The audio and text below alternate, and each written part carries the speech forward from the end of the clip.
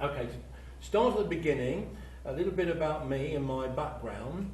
I was born in the last century. Anybody here born in the last century? You were born in the last century. I was born in 1990. Were you? Okay. So most of you are new millennials. So what I want you to try and do is to imagine that we don't use the 2017 calendar. Imagine that time started, zero, was in 1992, when Sir Tim Berners-Lee invented the internet. So everything before 1992 is BI, before internet. So I was born in 43 BI, 43 years before the internet, in 1949. Okay? In those days, they didn't have computers. They were only in their infancy. Most people didn't have telephones. Most people didn't have cars, and that was true of my family. So I was born in Boston, in Lincolnshire. My dad was a carpenter, and my mum was a school meal supervisor. So anyway, when it came to choosing a career, now most of the teachers and most of the advice that we got in those days was find yourself a profession where you can have a job for life, a secure job for life, working for the same people. And so, because my mum and dad didn't have a lot of money, I looked for something, a job, that would pay me whilst I went to university. And in those days, British Telecom, or Post Office Telecommunications as it was then, were awarding scholarships to send people to university. 1 year before university, 3 at university, and when you graduated, you had to work for British Telecom. And the great thing was that they paid you. They paid me at university, so my mum and dad didn't have to pay out anything. So I studied electrical engineering at University of Birmingham. Had a great time there, played in the university football team. I had my own mobile disco that I used to take round. So as well as the academic studies, I had a good time. But when I came to the end of it, after working with electronic engineering, I realised that although I was fascinated by technology, I was more interested in people and what technology could do for people. So anyway, after university, I worked for British Telecom. I then went to Leicester Polytechnic and did a diploma in management studies, and I found myself in 1978 as a tutor at the Post Office Management Training College. And I was bored rigid because once I'd created new training programs, it meant I was doing the same course, the same thing, week after week after week. And it didn't help the fact that I was having to commute from Leicester to Bexhill on the south coast. So on Monday morning, I'd drive nearly 200 miles to the college, spend a week at the college, and then drive back on a Friday afternoon.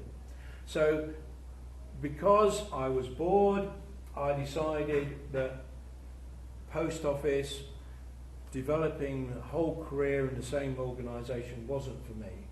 I decided I want my own business. And when I thought about it, I saw that telecommunications and computing were merging. So I thought, well, what do you need to run a business? I had management training, I knew about telecommunications, but I didn't know anything about selling, and I didn't know very much about computers. So I applied for a job with IBM, the best computer company at the time, gave you the best training. So I got a job as a salesman for IBM, selling mini computers into businesses. But after 5 years, the dream that I had came true. I got the opportunity to start my own business. There was a mate of mine who ran a very successful computer stationery business, and he wanted a mini computer. And he knew I worked for IBM, so he said, if you get me a mini computer and set it up for me, I will give you £6,000 to start your business, and I will give you free office space, and there'll be somebody to answer the phone. So this was exactly what I wanted. And so when I'd been working in IBM, I'd seen a big change in why people were buying computers. Right? They weren't buying them simply to get rid of people doing administration, which is what people have bought computers for in the past. Get rid of the people involved in doing order processing or accounts by putting in a computer.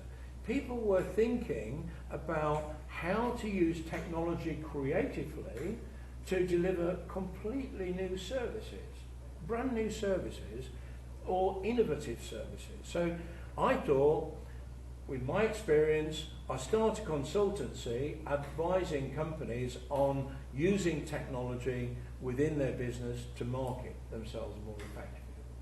And to prove the point that it doesn't matter what size of company you are, you can use technology in this way, I bought myself some technology that would make me look a bigger company than I really was.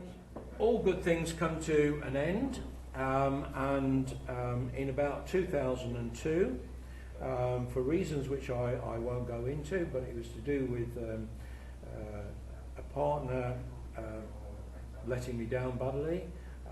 I lost my business, I lost my house, I lost everything. And in fact, I finished up doing night shift work in a frozen food warehouse, not too far from here in Daventry. So I was working 4 nights on, 12 hours, 4 nights off, and in the day I was trying still to do my consultancy work.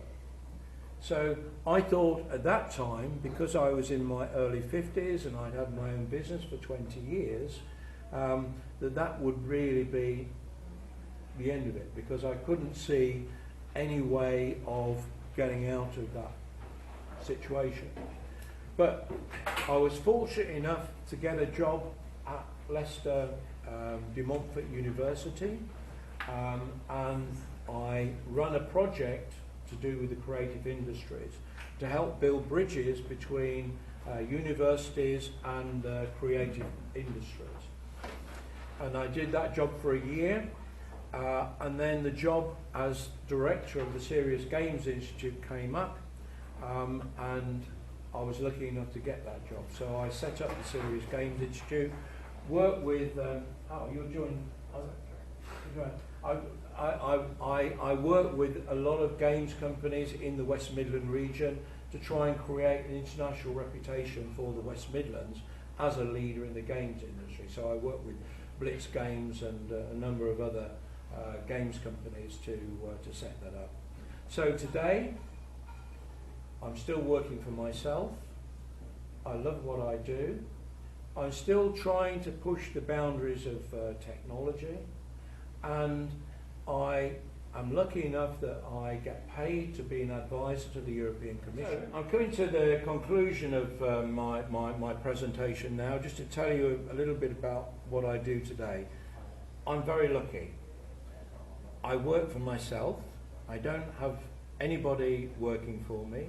So I live in a little village in Northamptonshire, and because I've been a pioneer with the kind of technologies that I've been talking to you about today, people invite me to speak at conferences around the world. And I also act as an advisor to the European Commission, and I provide business mentoring support for small businesses. I'm doing some business mentoring for a company in Norway at the moment, and tomorrow I fly off to Madrid to a 2-day event where myself and some other people involved in health technologies will be looking at proposals for projects that some European funding for. So I will help to provide advice to that. So if I'm trying to give you any kind of advice in your position today, the world that you live in is very different to the world that I lived in when I was your age. Most people didn't have cars. When I was born, most people didn't have cars, most people didn't have telephones either. And when I was advised at school on looking for a career, the key thing was find a career and a job for life so that you can build up and stay with the same company all the time. Today, that advice does not apply. I will guarantee that every one of you will have many different jobs in your life. The other thing which is very different today to when it was when I left school, I was competing with other human beings for jobs. I knew that when I left university and I tried to find a job, I would be competing with other human beings. And I would be competing for jobs which existed when I started university. Today, if you go to college or you go to university and you look for a job, there will be jobs that are available that don't exist today. And there will be jobs that exist today that won't exist when you leave college. So you have to be very flexible. Technology gives you a fantastic opportunity to make a good life for yourself. One thing that I would say to you is don't be afraid to take risks in your life. Don't be afraid to fail, because even when you fail, you learn from those mistakes. And I've had several failures in my life, but the end result still is that I'm very passionate about what I do. I enjoy every day that I go to work. And I hope very much that all of you will have the same kind of experience when you start your careers.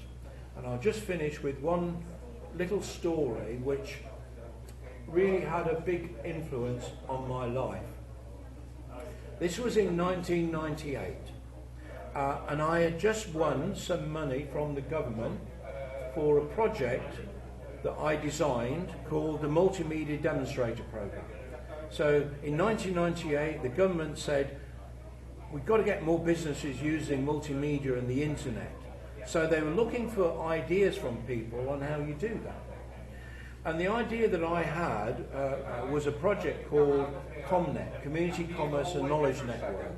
And the idea came because of the business that I ran in a little village, and I saw that I was doing business all over the world, and yet in my own town there weren't people who could use my business were going to big cities because they thought they couldn't find it in a little village on their doorstep.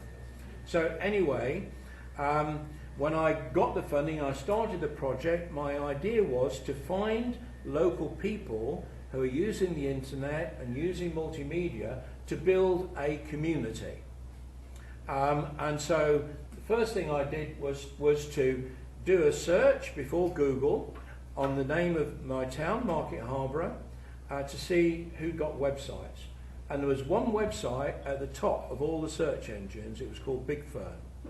And when I looked at this website, I was scared, because there was somebody in my community better at designing websites than we were, and they were on my doorstep. So what do I do about it? I sent an email to the webmaster and said, I've got some money, looking for people to work with, would you come and talk to me?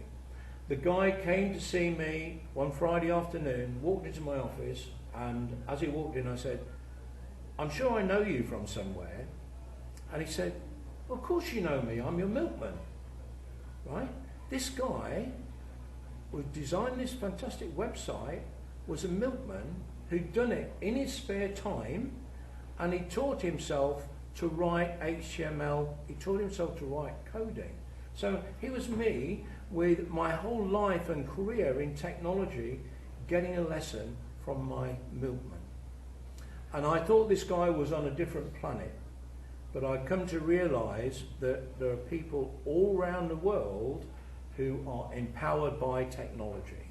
And I hope very much that you will be empowered by technology in your lives and have a great life and a great career. And it's been very nice to talk to you. Thank you very much.